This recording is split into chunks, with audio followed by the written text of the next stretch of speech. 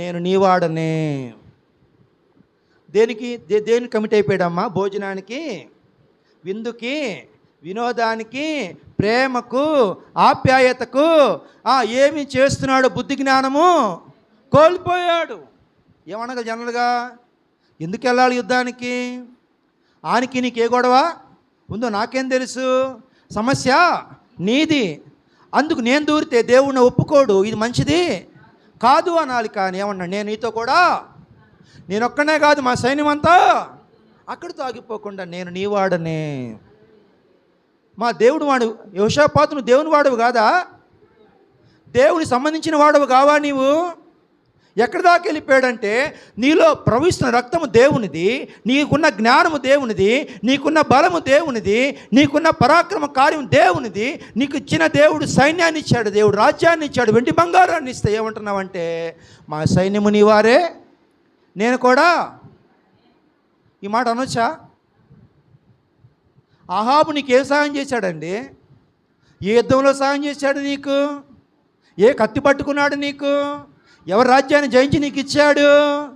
ఒక్క రూపాయి కూడా నీకు ఇవ్వలేదు. కానీ దేవుడు అన్నీ ఇస్తే యెహోషాపాతు అంటున్నాడు, బాగా తిని అమ్మా కొన్ని దుర్మార్గమైన పనులు, అసాధ్యమైన పనులు ఏం చేస్తారంటే, భోజనం పెట్టించి,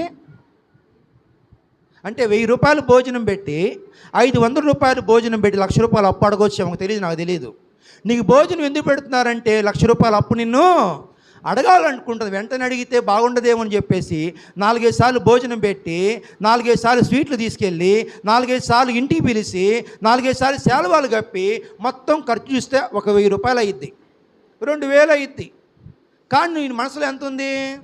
5,00,000 రూపాయలు అప్పు అడగాలనుకుంటుంది. కాబట్టి అది ముందుగానే బయట పెట్టదు. అమ్మా మహా తెలివి వీళ్ళకి, మామూలు తెలివి కాదు వీళ్ళది. అప్పుడు నువ్వు అనుకుంటావు, నా మీద ఎంత ప్రేమ, ఇంతమంది బంధువులు ఉంటే ఎవరిని పిలవట్లేదు, నన్నే.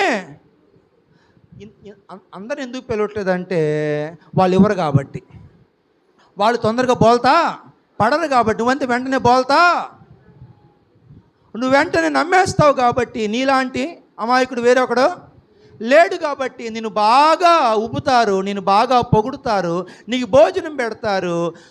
చివరికి తమ హృదయములో